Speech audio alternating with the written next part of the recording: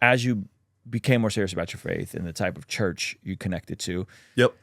we don't have to say the name, but you started getting discipled into some different views, specifically around God's provision for you and God being able to use you, especially in a Western context where we live in a country like America, where like most people would die just to come here. I mean, literally, you're dying to come here, and you had this very different paradigm where you felt like, man, if you became successful, if you were able to earn enough to provide for a family, like it was almost impossible to do that and to follow Jesus. Right? Yeah. How did you come to that conclusion, and then how was that detangled? How was that paradigm detangled? Because this is very common for a lot of Christians that take on this like poverty gospel mindset. For sure, right? dude. And so what I want to be sure and careful of is like, I'm not saying that if you give your life to Jesus, God will make you rich or give you all your wildest dreams. But the contrary to that is like, if you come to Jesus, that doesn't mean your life's going to suck and you'll never be able to provide for your family and you'll never be able to like own a home or do anything, right? That's the inverse of that, right? And so it sounds like you kind of slid into that after your salvation experience. Tell us how, and then how'd you come out of it? I think, yeah, because I don't even think it was like a certain doctrine of like you can't make money as a Christian, but there was like these patterns. It was like all these contradictions, like believing that God was a provider, but then also like, don't get carried away. Like he's not going to provide it like that. And then also just seeing this trend, man. Like as soon as I got saved, there was a desire to be a pastor, like right away. It was like I knew that God had put in my heart to be a leader in the church, and I am one. I'm also a pastor, not just a content creator. So I'm living in that right now. in your local church right Yeah. now? Okay. Yeah, in Omaha, Nebraska. But I think what I just saw in a lot of ministers was like this. It's like everyone talks about ministry, like, oh man, it's really hard. It's really hard. You're not going to make a lot of money. Hearing stories of people going into ministry and then like their father-in-law is like, you better go get a real job. I need you to take care of my daughter now. It's like, and even my wife grew up in a family, amazing people of God, ministers of the gospel. But in the church that she grew up in, there was always this thing of like, if you're in ministry, you're in need. Like you're going to always kind of lack and just depend on God to bring manna from heaven. And then there's this weird thing of like, okay, so you're a pastor and you can't make enough money doing the work of God, so you try to go into business, and it's like, whoa, are you serving mammon now? Like, are you chasing money? It's like I don't want to be a burden on the church financially, so I'm going to go create a different opportunity for myself while being bivocational, and even in that, there's judgment in the dude. It's crazy, man. Yeah. It's like this web. It's like you can't escape it, and it's. And then there's all of this, are you not focused on the ministry? And then like, these ministers are making too much money. So it's just this lose-lose proposition. It's like, man, I just want to be able to take my family to Chick-fil-A and not like get stressed out about whether or not I can order myself a meal. Literally, that's kind of how I was living for a while. And I was just like, dude, this is annoying. And then so I felt really led actually by the Lord to start a business while I was ministering. And it was a digital media agency. I still have it. But it was like, the desire was, I want to use this business to glorify God and tell his stories. And if we're gonna do that by going and working with secular clients and making some money and like doing these other things on the side, so be it. So I really felt like, I would say it was a vision from the Lord to do this business.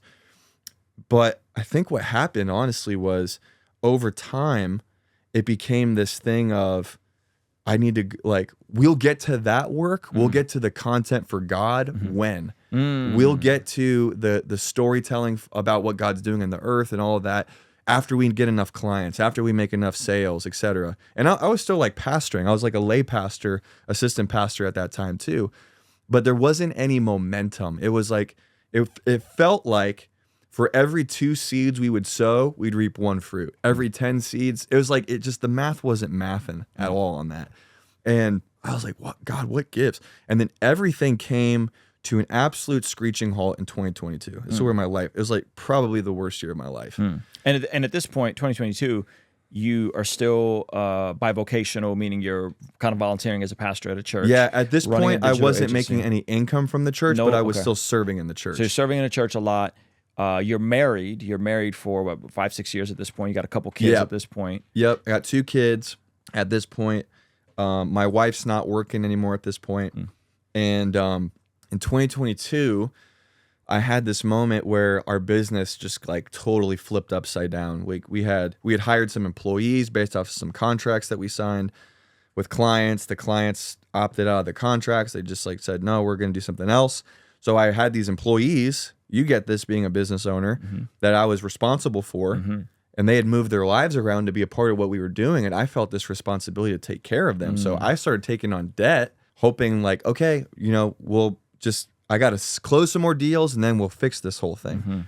And we just weren't able to close anything for like 6 months. So we're going deeper into debt.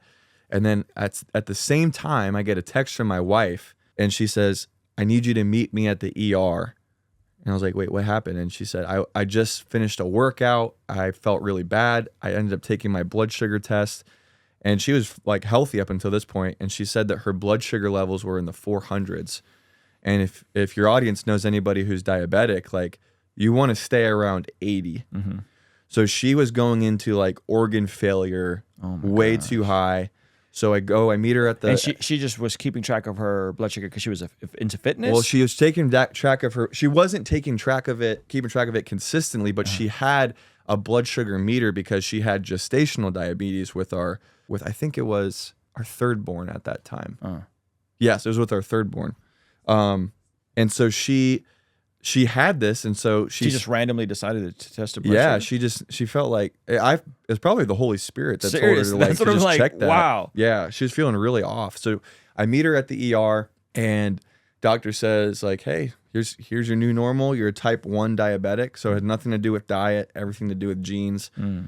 And probably stress, some sort of stress kind of triggered this whole thing. And at the same time, I'm a struggling entrepreneur, no health insurance. So I have to begin paying everything out of pocket. Insulin, medication, treatment, more testing. And it was like, dude, talk about being between a rock and a hard place. It was like both of these things in my life were totally hemorrhaging cash, failing.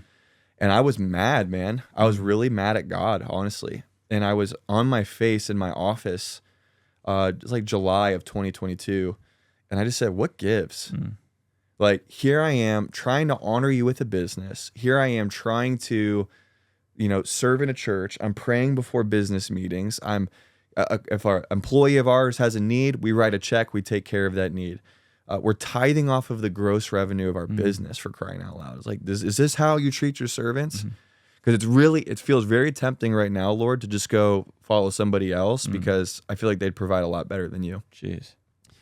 And he said to me, Kap, I can't be bought off with a tithe. Jeez. Yeah. He said, you and I had a deal. He said, you told me, Kap, this is true. I prayed and I said, God, I want to do this for you. He said, you told me you want to tell my stories. And you've been so busy telling everybody else's stories that you've made no time for mine. Wow.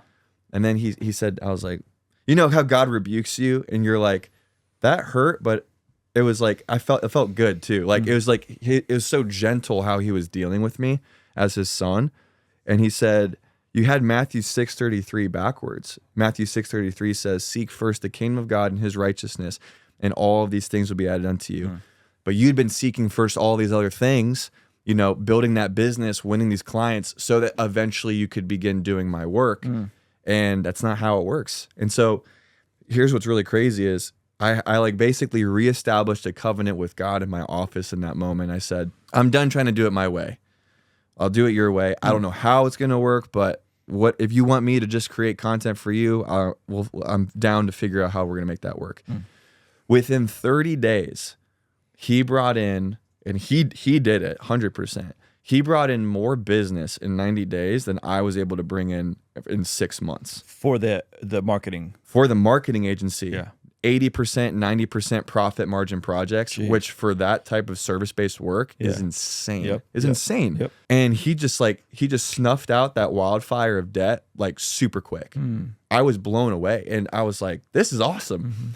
And he said, don't get too comfortable, because I'm clearing some things out, but we got to rebuild this thing. Coming into 2023, January 2023, last year, I had virtually no income. I had 4 months of personal savings left, and I just had this word from God of like, I want to be your only client, is what God told me. Like, what if I was your only client? You're trying to get everybody else to believe in what you can do for them. I want you to just work for me. And I say, well, I would love that, but can you pay well enough to do that? And God just said, I want you to see what I want to do in your life. And so for 4 months, well, first I got to say, I turned to my wife and I said, I really believe God's telling me to do this. We got 4 months of savings. It's a 4-month runway. All I'm asking is that you believe in me, you trust Christ in me. And if after 4 months it doesn't work out, I'll go get another job. But I just want your blessing to go all in on this. And she said, I got your back. I know that God created you to do this. I support you. Go for it. So for 4 months, I treated YouTube and Instagram and TikTok and Facebook as if it was my full-time job. I was doing 3 to 4 shorts every single day, experimenting with long form. And I was just hammering at it. And then what's amazing was I started in January with 1,000 subscribers on YouTube. And then after 4 months, my 4-month window, it went from 1,000 subscribers to 10,000 subscribers. And then within 28 days, it went from 10,000 to 100,000. Come on, bro. And then after that, it took 10 days to go from 100 to 200,000. And it just like the rest was history after that. And I say this, and I say this gratefully, and I say this humbly, but I also say this because I want to give somebody hope right now. I made more money in 2023 than I'd ever made in my entire life. Doors of opportunity opened up for me to speak on stages. And then people are getting saved. Like literally, like people are making decisions for Christ through my YouTube content. God's paying me to do it through YouTube and through other means, but it's all provisions coming from Him. And it was amazing because it was another example of how what the devil meant for evil, God used for good. And now I'm living the absolute dream right now with Him. Yeah, it's interesting hearing that story because my story kind of parallels in a way where I was actually on staff at my church, the church I was at, for 2 years, pursuing building up our media music business, and had thankfully out of debt. We had 6 months of living expenses, and I could tell that like, oh man, this is not a good look for the church. Like me being gone so much and traveling, same thing. 6 months of living expenses, no debt. I call my wife. I'm like, hey, like they're starting to trip about how often I'm gone. You think we could pray about potentially transitioning off and doing just full-time entrepreneurship? And my wife said, there's nothing we got to pray about. You need to come home, put in your 2-week notice.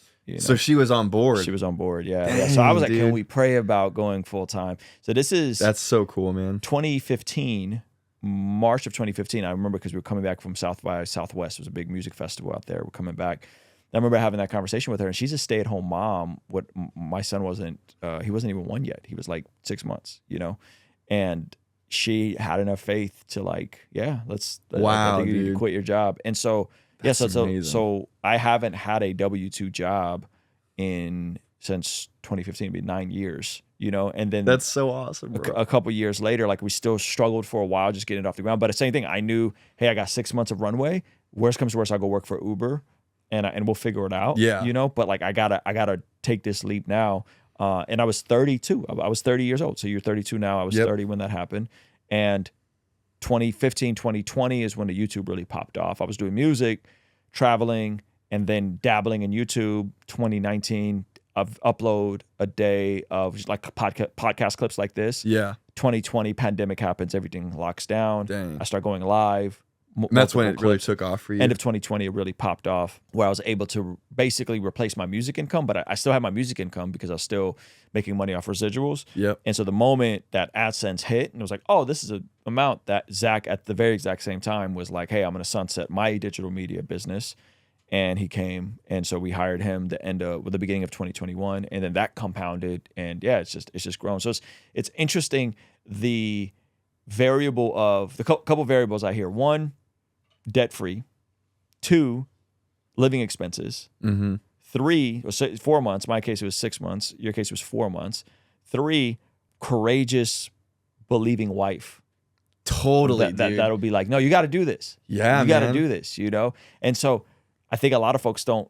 A lot of creatives, filmmakers, rappers, they don't think about those variables when they want to go and build their business or build a media, music, YouTube thing. It's like, man, like, are you living on less than what you make and not going into debt? Yeah. Are you saving so you got an emergency fund?